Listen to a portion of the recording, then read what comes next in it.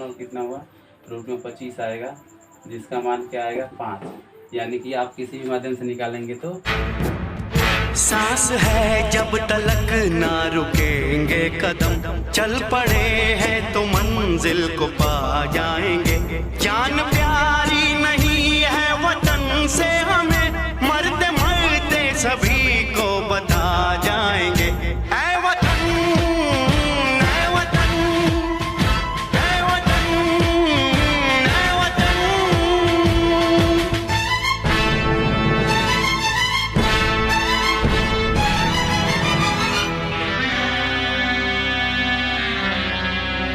वो जवानी जो खून। हाय दोस्तों, आपका स्वागत है आपके अपने YouTube चैनल में डीके द गोल्डन पॉइंट। तो दोस्तों, आपको पता होगा कि इस जहाँ वीडियो शूट होता है वहाँ पे आग लग गया था, जिसके कारण 10 दिनों से वीडियो अपलोड नहीं हो पा रहा था। तो अभी स्टूडियो तैयार है, अब वीडियो अपलोड भी होगा, वीडियो बन रहा है। तो चलिए स्टार्ट करते हैं। अभी हम लोगों ने वीडियो नंबर 3 में देखा था, जिसमें नियामक ज्यामिति के बारे में बेसिक चीज़ बताया गया था। तो चलिए देखते हैं कि नियामक ज्यामिति में क्या क्या पढ़ना होता है। तो चलिए नियामक ज्यामिति के अंतर्गत क्या क्या अध्ययन करना होता है उसके बारे में देखते हैं। तो सबसे पहले क्या है, पॉइंट नंबर 1 में है, किसी भी समतल क्षेत्र में या फिर समतल क्षेत्र ना हो फिर भी आप बिंदुओं की स्थिति ज्ञात कर सकते हैं। लेकिन फिलहाल किसी भी समतल क्षेत्र में बिंदुओं की स्थिति ज्ञात करते हैं इस चैप्टर में, ठीक है। दूसरा जो बिंदु है वो दूसरा जो पॉइंट है वो है कि दो बिंदुओं के बीच की दूरी हम लोग ज्ञात करते हैं, ठीक है। तीसरा जो पॉइंट है वो है कि 3 या 3 से अधिक जब बिंदु हो जाते हैं तो एक क्षेत्र का निर्माण होता है। तो जब क्षेत्र का निर्माण होगा तो आप उसका क्षेत्रफल भी ज्ञात कर सकते हैं। तो आप इस चैप्टर में उसका क्षेत्रफल भी, ठीक है, उसके कुछ सूत्र हैं जिसको लिखवा दिया जाएगा, आप ज्ञात कर सकते हैं। और जो चौथा और इम्पोर्टेंट पॉइंट होता है जो कि एग्जाम्स में अधिकतर पूछे जाते हैं कि संरेखी, यानी कि एक ही रेखा में किसी भी बिंदु की स्थिति होती है, तो एक ही रेखा में अगर बिंदु रहता है तो उसको बोलते हैं संरेखी। तो इसको भी आप लोग आगे की वीडियो में देखेंगे। तो फिलहाल आप लोगों ने ये जो पहला बिंदु है समतल क्षेत्र में, पहला पॉइंट है कि किसी भी समतल क्षेत्र में बिंदुओं की स्थिति ज्ञात करना, तो ये हम लोगों ने पिछले वीडियो में पढ़ रखा है। तो चलिए जो दूसरा पॉइंट है कि दो बिंदुओं के बीच की दूरी को ज्ञात करना, तो इस पे आज चर्चा होगा, इसी पे आज देखते हैं। चलिए आगे इसी को देखते हैं। हाय दोस्तों, तो चलिए देखते हैं। एक आपको फिगर दिख रहा होगा जिसमें ये जो चतुर्थांश होता है उसका ये पहला भाग है, जिसमें प्लस प्लस दोनों मान रहता है, आपको पता होगा। तो चलिए ये एक अक्ष है, इधर मूल बिंदु का नियामक 0 0 होता है। यहाँ से जो 0 0 के बाद से जो ये मान होता है ये माइनस में होता है, आपको पता है। जो ये यहाँ के निगेटिव मान नीचे वाला भी होता है, ऊपर में प्लस रहता है। तो चलिए एक्स अक्ष और वाई अक्ष आपके सामने दिख रहा है। तो यहाँ पे दो बिंदु है, एक बिंदु है ए जिसका नियामक आप यहाँ पे देख सकते हैं, निकाल भी सकते हैं। ये जो बिंदु है इसका एक्स अक्ष में जाएंगे तो 2 हुआ, और इधर जाएंगे तो 5, यानी कि इसका मान कितना होगा 2,5। और दूसरा जो बिंदु है बी, तो बी का देख लेते हैं। बी का हुआ एक्स अक्ष में जाएंगे तो 5, और इधर वाई अक्ष में जाएंगे तो 1। इसका मतलब है कि 5,1। चलिए अब ये दो बिंदु है तो किसी को भी 1 मान सकते हैं, बिंदु 1, और किसी को भी बिंदु 2 मान सकते हैं।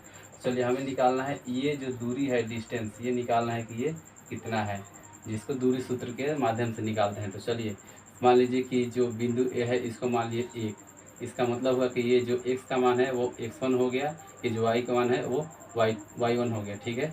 और यहाँ b बिंदु को मान लेते हैं 2, ठीक है। तो अगर ये इसको 2 मान लेते हैं तो ये क्या होगा, जो इसका x वाला मान है उसको x2 लिखेंगे, जो y वाला मान होगा उसको y2। आप इसको भी 2 मान सकते हैं, इसको भी 1 मान सकते हैं, इसमें कोई दिक्कत नहीं। तो चलिए दोस्तों दूरी सूत्र देख लेते हैं। दूरी सूत्र के माध्यम से ए और बी की स्थिति निकालते हैं, ठीक है। तो दूरी सूत्र होता है, ये हो गया आपका दूरी सूत्र, जिसके माध्यम से आप निकाल सकते हैं किसी भी दो बिंदुओं के बीच की दूरी, ठीक है। तो दूरी सूत्र क्या है, √x2 - x1 का whole square plus y2 - y1 का होल स्क्वायर। और y1 y2 x1 x2 क्या है ये आप अभी देख चुके हैं, ठीक है। तो चलिए इस सूत्र पे आप लोग इसको बैठाते हैं। चलिए तो यहाँ पे क्या है, x2 - x1, ठीक है। तो x2 - x1 है, तो यहाँ देखते हैं कि x2 - क्या है, x2 क्या है 5, और x1 क्या है 2। यानी कि इसका मतलब हुआ कि यहाँ पे आप दूरी सूत्र के माध्यम से देखेंगे तो ये 5 - 2 का होल स्क्वायर प्लस, ठीक है। तो उसका क्या है y2 - y1 का होल स्क्वायर। तो y2 क्या है y2 1 है और y1 5 है, ठीक है, 5 है। तो ये हो गया 1 माइनस 5 का होल स्क्वायर। चलिए इसको सॉल्व करते हैं। ये हो गया 5 में से 2 गया 3, 3 का स्क्वायर रूट अंडर में है अभी, ठीक है। ये हो गया 1 में से 4 गया, 5 गया तो -4 यानी -4 का होल स्क्वायर, ठीक है। तो ये -4 का होल स्क्वायर और ये इधर, तो चलिए इसको देखते हैं। ये हो गया 9, ये आपका हो गया -4 का जब होल स्क्वायर करेंगे तो ये प्लस में आएगा मान, यानी 4 चौके 16 आएगा।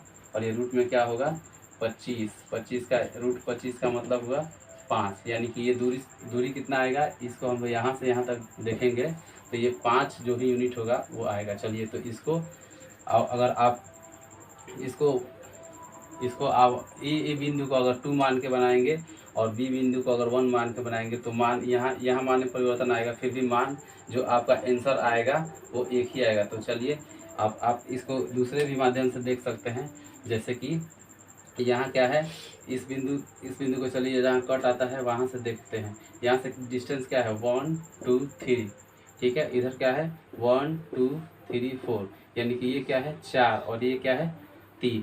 इस माध्यम से अगर ये एक समकोण त्रिभुज बन रहा है तो जिसमें ये क्या है कोण, तो आप इसके माध्यम से भी देख सकते हैं, इसका मान निकाल सकते हैं। यहाँ जांच कर लेते हैं। तो चलिए अगर इसको देखते हैं तो ये क्या हुआ, कर्ण बराबर क्या होता है, कर्ण बराबर होता है रूट अंडर लंब का स्क्वायर प्लस आधार का स्क्वायर, ठीक है। तो यहाँ ऐसे देखेंगे तो लंब क्या है आपका ये 4, तो ये क्या हो गया 4 का स्क्वायर प्लस ये क्या हो 3, आधार क्या है 3 का स्क्वायर।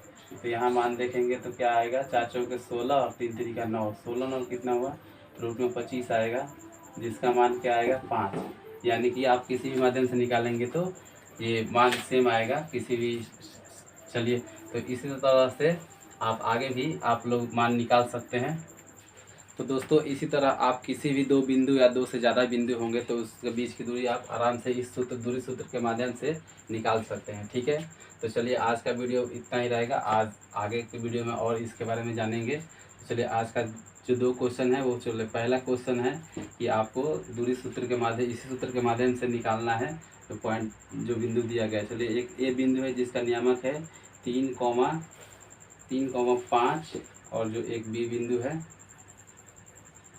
है जिसका नियामक है 4,6। तो इन दोनों ए और बी के बीच का डिस्टेंस निकालना है, दूरी निकालना है, ठीक है। दूसरा जो क्वेश्चन है आपको बताना है कि एक बिंदु है ए जिसका निर्देशांक है 2,6, ठीक है। और दूसरा बिंदु है बी जिसका निर्देशांक है 3,9 और तीसरा जो बिंदु है सी इसका निर्देशांक है 4,16। तो आपको बताना है कि ये तीनों ए और बी और सी से जो रेखा जाएगी ये तीनों बिंदु संरेखी है या नहीं, ठीक है। तो आपको बताना है कि ये रेखाएं जो है वो संरेखी हैं कि नहीं, ठीक है। तो चलिए मिलते हैं नेक्स्ट वीडियो में, तब तक के लिए धन्यवाद, जय हिंद।